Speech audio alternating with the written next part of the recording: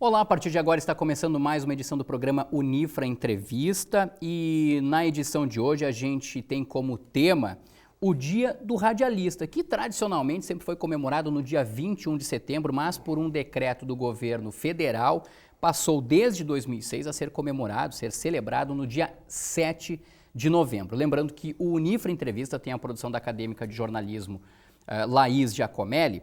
E para falar sobre este assunto, sobre o rádio, enfim, sobre essa celebração, a gente convidou para vir aqui nos estúdios da TV Unifra o professor Gilson Piber, que está aqui conosco.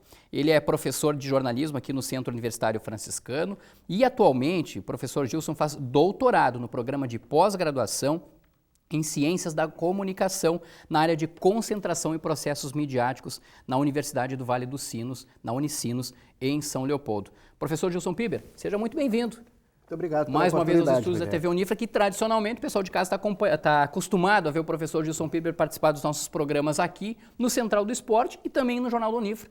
Hoje está fazendo parte com a gente aqui do Unifra Entrevista. Professor Gilson, a gente convidou o senhor justamente porque o professor ministra aulas de radiojornalismo aqui no Centro Universitário Franciscano, no curso de jornalismo. E eu quero começar perguntando para o senhor o seguinte: passa ano, passa década, professor, a gente vê o avanço da internet, a gente vê, por exemplo, modificações da televisão, né? A televisão tinha um enorme de um tubo, agora não tem mais, ela se modifica, ela se reinventa, assim como a internet. Agora o rádio não, o rádio ele sempre é fiel, ele pode até mudar talvez a plataforma como as pessoas buscam a informação por meio do rádio. Por que o rádio sempre é o companheiro fiel, dá para se dizer assim, das pessoas, e hoje ele praticamente atinge aí 98, 99% das pessoas aqui no Brasil, professor? Rogério, o rádio ele desperta a sensorialidade das pessoas, ele mexe com a emoção das pessoas. Então, esses processos, né, mais o imediatismo, a instantaneidade, a prestação de serviço, utilidade pública, tudo isso faz com que o rádio tenha esse lugar especial, né, na comunicação. Sim, a gente teve a invenção do rádio e inclusive alguns inventores internacionais e tudo mais acabam ganhando as glórias, mas a gente sabe que, por exemplo, o padre gaúcho Roberto Landel de Moura foi, na verdade, o precursor. O Brasil considera ele o precursor do rádio, né? Isso lá no fim do século XIX, professor. E tem como contar um pouquinho da história de como foi esse início, como foi esse surgimento aí, professor? Na realidade, o rádio, né, no âmbito mundial, ele trabalha muito em cima de dois nomes, né, do Hertz, e é por isso que nós temos, né, as ondas hertzianas, né, o rádio de antena, né, que valoriza então e prestigia o Hertz pelo seu trabalho, e também o Marconi, né, que é um italiano. Eles fizeram estudos e colocaram em prática, né, uma atividade que se encaminhou para o processo radiofônico. No âmbito de Brasil, né, o padre Roberto Landel de Moura, que é gaúcho, também fez os seus experimentos, né, e contribuiu muito nesse processo, né, mas como um brasileiro e naquela época, vamos dizer que os louros, né, mundiais foram para Hertz e Marconi. Sim. Né, mas cada vez mais, em nível nacional, se estuda, se pesquisa, se trabalha muito e se valoriza toda essa atividade desenvolvida pelo padre Landel de Moura. Você acredita, professor, que naquela época, quando eles inventaram o rádio, eles talvez não tivessem a visão, talvez a magnitude que esse veículo de comunicação pudesse alcançar, né?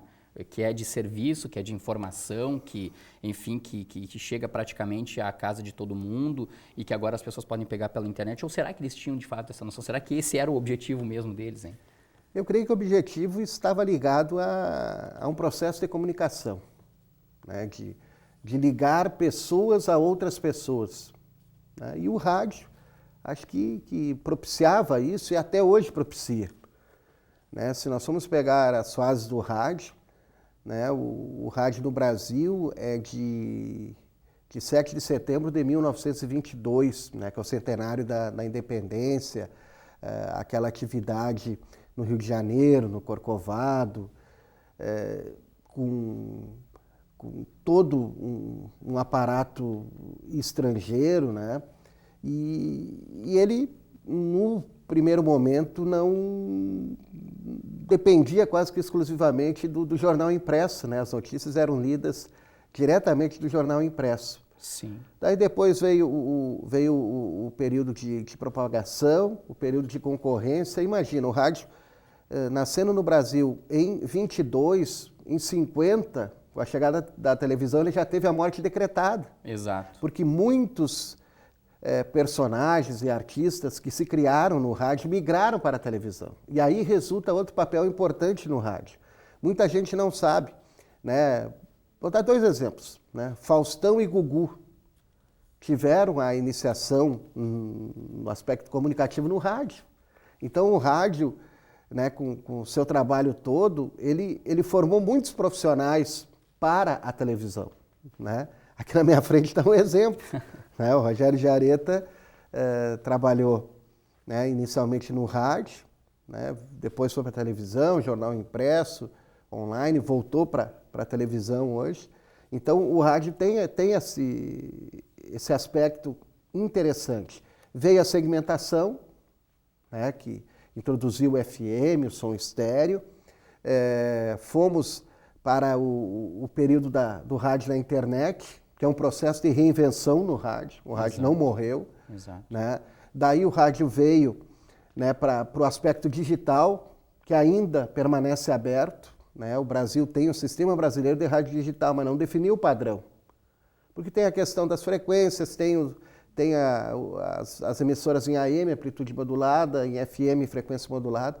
Então é todo um aspecto difícil, porque o Brasil é um país continental. Né? Não definiu se é o modelo americano ou se é o modelo europeu. Assim como foi com a televisão também no começo, né? Mas a televisão se definiu pelo modelo japonês. Exato. Né? Então o rádio não se definiu. E uma outra fase que começa agora é a migração do AM para FM. Né? Porque a quantidade de aparelhos ligados que nós temos hoje em casa, né, gera um monte de interferência, de ruído. Exato. Né? O AM tem maior alcance, né? Mas o ruído no som, e rádio é som, rádio é áudio, ele acaba tendo essa problemática. Essa migração, professor, do AM para o FM, o senhor vê de uma maneira positiva, de uma maneira interessante, ainda que talvez o alcance, tipo a qualidade do som melhora consideravelmente. Não há nem como, de certa forma, comparar. Mas em termos de alcance, a gente sabe que reduz-se muito. E aí o senhor, como um estudioso do rádio, um professor do rádio, ensina muitos alunos, né, a seguir a carreira, a trabalhar no rádio. O senhor vê com bons olhos essa situação de migrar do AM para o FM? Ou não, o rádio ele deve manter aquela essência dele de AM lá, justamente para ter um alcance maior? A grande dúvida vai ficar relacionada, né, à questão do alcance. Né? Do alcance, porque a qualidade sonora, né, vai passar de um som AM com ruído, com dificuldade, né, de recepção, para um som FM estéreo. Né? Aí existe um ganho.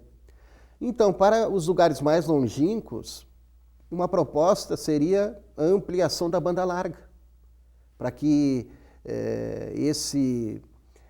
essa emissora em FM ela pudesse ser pega sintonizada, acessada pela internet. Sim. A gente sabe que daqui a pouco, nessa migração aí, será que vão desaparecer aquelas, e já é um processo até natural, de certa forma, vão desaparecer aqueles vozeirões do rádio, justamente o radialista, né, que a gente comemora no dia 7 de novembro, o dia do radialista. Será que ainda tem espaço para aqueles vozeirões, né, para aquelas pessoas que fazem toda uma magia, utilizam toda uma gesticulação, enfim, uma voz diferente para levar a notícia para quem está em casa? Ou isso é um conceito, professor, e até busco isso para saber se o senhor repassa isso em sala de aula ou não, é um conceito que vem caindo, que vai cair, e até justamente pelo fato de que daqui a pouco o rádio AM ele vai migrar para o FM, aquela história do vozeirão, o radialista tal, a radialista e tal, tem aquele vozeirão, isso vai desaparecer no rádio, o senhor acredita? Não acredito nisso. Né? Até porque o rádio com os radialistas, né, com seu vozeirão tradicional, esse profissional ele é muito usado, né, na parte comercial, na parte de locução. Então, o rádio em FM, em som estéreo, a expectativa é que o faturamento também melhore para as emissoras. Isso também tem muito a ver.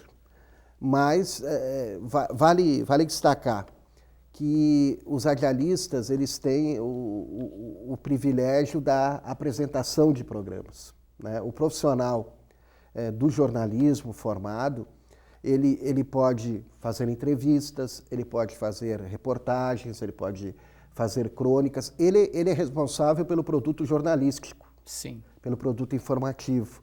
Já o radialista, dentro do seu acordo coletivo, ele tem essa possibilidade, né, os locutores de apresentarem os programas. Então, um está intimamente ligado ao outro no aspecto da produção. Claro que eu acho que as emissoras poderiam investir mais, né, nos seus setores de jornalismo, nos seus departamentos de jornalismo. Né? Cada emissora obrigatoriamente tem que ter um profissional do jornalismo, né, nesse processo de produção. Né? Então, isso é importante. Eu acho que o radialista e o jornalista, eles têm que puxar para o mesmo lado. Né? Não tem uma separação, porque um depende, né, do trabalho do outro. Tá certo. Estamos recebendo hoje aqui o professor Gilson Piber, que é nosso colega aqui da TV Unifra, né, mas participa do Unifra Entrevista para falar do Dia do Radialista, que tradicionalmente sempre foi comemorado no dia 21 de setembro, mas desde 2006 ele vem sendo comemorado no dia 7 de novembro por um decreto do governo federal. O programa Unifra Entrevista vai fazer um intervalinho de 1 minuto e daqui a pouquinho a gente está voltando para falar mais ainda sobre a história do rádio, para falar um pouco mais também sobre o Dia do Radialista comemorado no dia 7 de novembro. Em 1 minuto a gente já volta.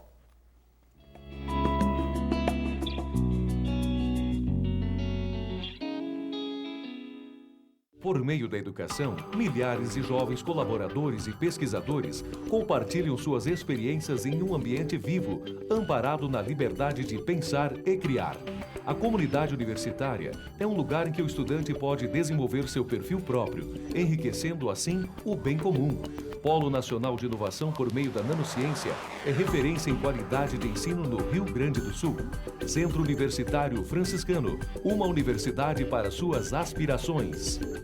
Pedrinho é uma criança especial, que enfrenta dificuldades diariamente. Para passar por tudo isso, conta com seus fiéis amiguinhos escudeiros, que o ajudam a vencer cada obstáculo. Sem eles, Pedrinho nunca conseguiria enfrentar o temível dragão, que impede que todos levem uma vida feliz no castelo. Para quem enfrenta um dragão por dia, uma mão amiga sempre é bem-vinda. Por isso, Pedrinho precisa da sua ajuda também. Contribua com a Escola Antônio Francisco Lisboa e transforme a vida de vários Pedrinhos.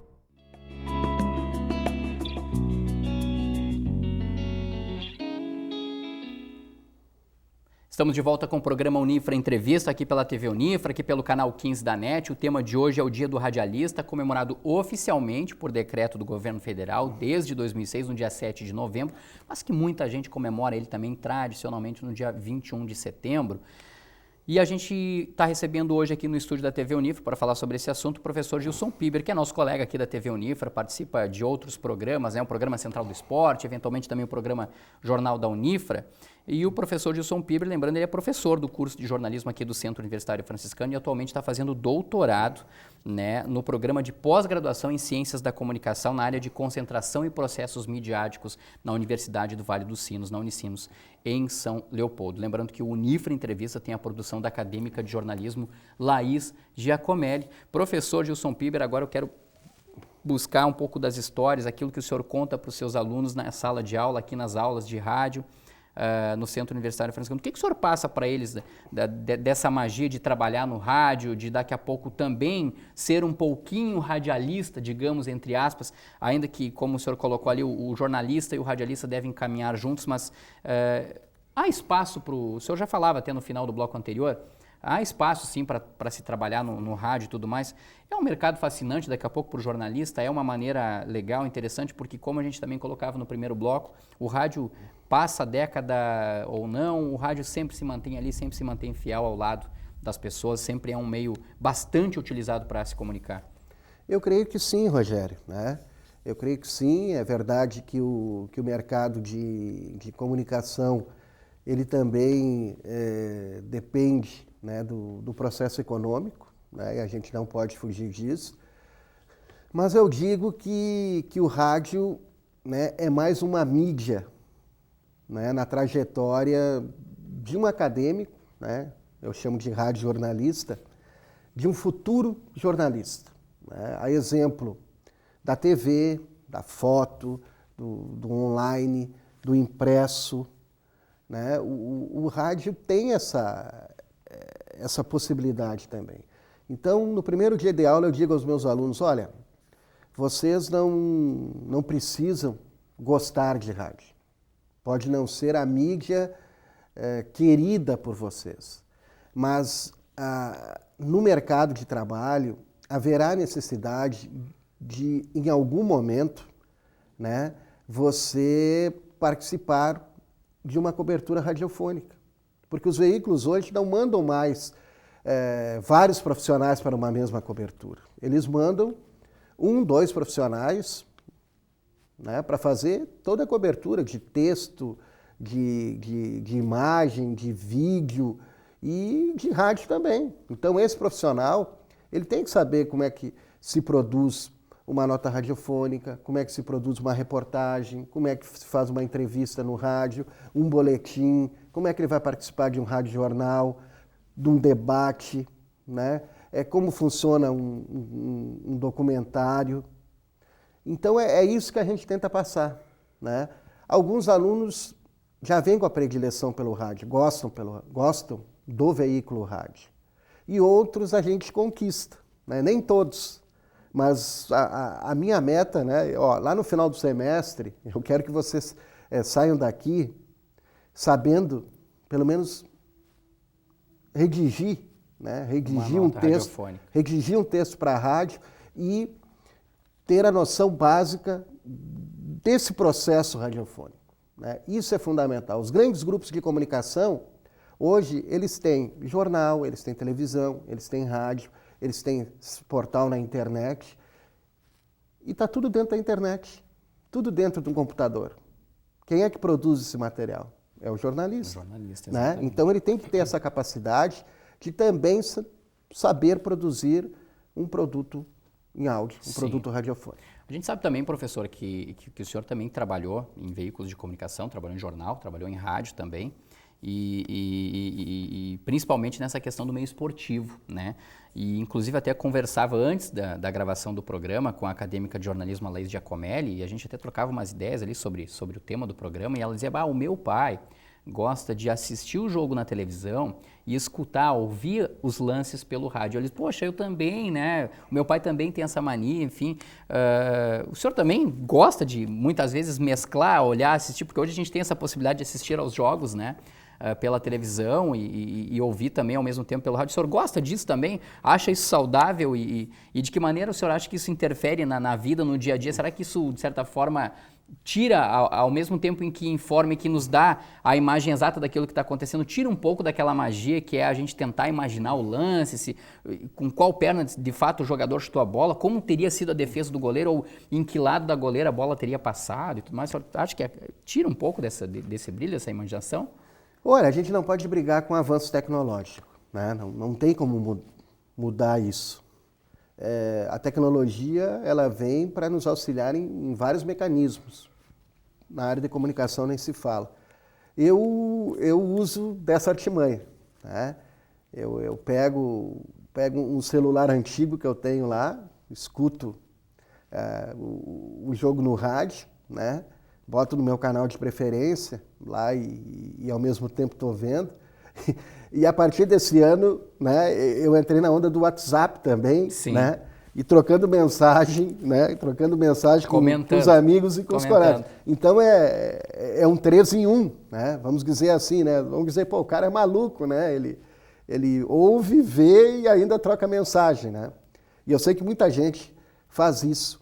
Então é interessante, né? E para o profissional do rádio ficou mais complicado agora, Sim, né? Ficou mais sim. complicado, porque em grandes jogos, né? Em grandes jogos ali, a transmissão ao vivo, com inúmeras câmeras, enfim, né? E o profissional lá tá lá, né? Com seu Era até isso que eu ia microfone, lhe com seu perguntar. olho, né? Com seu olho lá. Hoje o profissional, o radialista, no caso que está acompanhando o jogo, que está narrando, ele tem que ter uma precisão muito maior do que tinha tempo atrás, Exatamente. né? Só que o tempo vai passando, né, Rogério? O olho ele vai perdendo, né, aquele poder que ele tinha há 5, 10 anos. Mas é a magia, eu acho que é a emoção, né? A emoção de você ouvir, a bola passou raspando a trave, né, tirou tinta do poste, os jargões, né? A gente estuda muito isso, vários TFGs, né, em cima de processos do rádio esportivo. E é gratificante isso. Eu fico muito feliz, né, quando algum aluno, né, chega com uma proposta dessa, e a gente trabalha, e aquele aluno se envolve. Então é interessante. Legal. Vamos falar de alguns grandes radialistas aí, professor, do Brasil, também do Rio Grande do Sul, de Santa Maria. A gente tem nomes, né? Pessoas muito ligadas ao rádio. Quem que o senhor lembra, assim, para citar para a gente do Brasil afora aí? Vamos buscar lá no Rio de Janeiro, São Paulo. Quem que o senhor lembra, assim? Ou o senhor lembra mais do pessoal aqui do Rio Grande do Sul mesmo, de Santa Maria? Não, mas é assim, ó, no Rio de Janeiro, né? Tem o Garotinho, que é um narrador famoso, do Alcei Camargo. São profissionais assim que a gente guarda, né, com carinho. Yata Anderson. Eu lembro muito do Osmar Santos, né? Osmar Santos marcou, né? Marcou uma mudança significativa, né, no rádio. Lamentavelmente teve aquele acidente que o tirou da atividade. Então, né, são vários. Né, trazendo para São Paulo, né, eu gosto muito do José Silvério, né, narrador da Bandeirantes. E a questão aqui do Rio Grande do Sul, né, voltando mais para cá, né, vamos puxar para a nossa aldeia, né. Da minha geração, assim, eu era muito jovem quando Pedro Carneiro Pereira morreu, né. Da minha geração é Armindo Antônio Ranzolin e o Haroldo de Souza, né? São dois profissionais assim que têm um valor extraordinário. Orestes de Andrade, né? O Galo Missioneiro, Marco Antônio Pereira, Pedro Ernesto Denardim. Então são Mário Lima, José Aldo Pinheiro. José Aldo Pinheiro, são vários profissionais. Trazendo para Santa Maria, assim, uma das nossas referências é Vicente Paulo Bisonho, né? A gente não pode negar isso, né? Meus colegas de rádio universidade, né? César Sacol me ensinou muito, Cândido Otto da Luz, né? Foi meu professor, plantão esportivo famoso, né? Roberto Montanhero, uma voz conhecida. Um dos vozeirões do rádio de Santa Maria, né? Você também teve a oportunidade de trabalhar lá. E Cláudio Zap, Renato Oliveira, Pedro Brum Santos. Olha, é um leque. O rádio de Santa Maria sempre formou muita gente, né? Samuel de Souza Santos, né? Eu falo mais na linha do esporte mesmo, assim, que foi o que me fez fazer jornalismo. O rádio, né? Graças à minha mãe, que sempre me apoiou e sempre esteve com o rádio ligado, né? E o rádio esportivo, assim, eu ouvia e ainda ouço muito. Sim. Eu sei que a sua formação ela é de jornalismo, né? Mas o senhor gosta muito de rádio. E eu até quero deixar claro agora para o pessoal de casa, porque a gente não combinou isso, que eu vou pedir para ele agora, quero ver se ele vai topar esse desafio. Porque eu conheci o professor Gilson Piber também na Rádio Universidade e tudo, e a gente participou de algumas transmissões esportivas, ele já foi comentarista, mas ele foi narrador também. Então, já que a gente está encerrando o Unifra Entrevista de hoje, e é sobre o Dia do Radialista, eu quero pedir para o professor, se ele não quiser, ele fica muito à vontade de não querer, mas ele poderia narrar um gol, por exemplo, num clássico regional, rapidinho um gol do Inter de Santa Maria, professor, ou rapidinho um gol do Rio Grandense para a gente? vai dar problema. Vai dar problema, professor? Eu vou sair pela tangente. Perfeito. Vou sair pela tangente. Gostaria muito de ouvir o professor narrando um gol ali. Vai sair pela tangente. Eu virei narrador por uma necessidade. Né? Nós fazíamos estadual de futsal. O Rogério era um dos repórteres, tinha o Pedro Rocha, filho do professor Ronai, Marlon Herrera, que hoje é editor do Jornal Nacional em Brasília, né? Elementos da nossa equipe. E no caso, assim, eu gostava muito de futsal e tinha, vamos dizer assim, um conhecimento maior dos jogadores. Sim. Né? E para não botar a garotada em fria, né? A garotada em fria, eu parti para a narração. Vamos narrar um gol, então, da CBF, professor, para descrição. Por favor. Não, mas já passou, meu tempo já passou, Rogério. Já passou com todo o respeito, assim. E a gente acompanhou a final de Liga Futsal, né, que até a meninada recente agora do Titular da Rede, que é um programa que a gente tem na Rádio Web Unifra, né, fez final de Liga Futsal em Carlos Barbosa, fez jogos, né, da divisão de acesso pela web. Sim. Né? Então, é um trabalho fantástico. Gratificante. Assim. É extraordinário. E eu não escondo, eu sou um apaixonado pelo rádio e acho que o rádio, né, ele tem uma vida longa porque ele se reinventa a cada momento de dificuldade, a cada momento de crise. E com tudo que teve, né? Internet, televisão e tudo mais.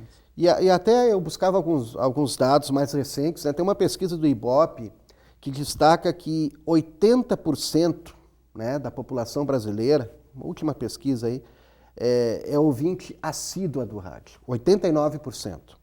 Mais de 75% dos domicílios tem um aparelho de rádio.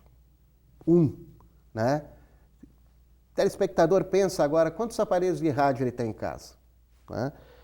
O rádio está em 100% da frota nacional. Olha só. Né? O rádio companheiro, e é em todos os horários. O rádio na madrugada cada vez mais vai alcançando mais horário. Está no celular, está no computador, está no tablet. No celular, qualidade em FM. Exato. Em estéreo. Né? Então, um veículo desse fala para a pessoa que não é alfabetizada e, ao mesmo tempo, fala para o doutor. Né? Então, ele tem que ter uma linguagem clara, objetiva, simples, coloquial, né? Não uma linguagem chula, nem uma linguagem prolixa, uma linguagem equilibrada para atingir o seu ouvinte.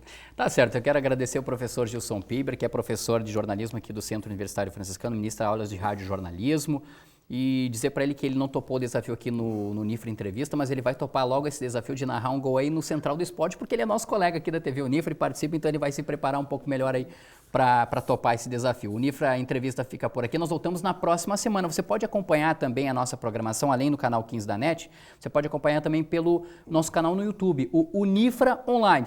Então a gente volta na semana que vem com um novo tema e a gente, claro, que é a sua companhia. Um grande abraço a todos, mais uma vez muito obrigado pela presença do professor Gilson Piber e até lá.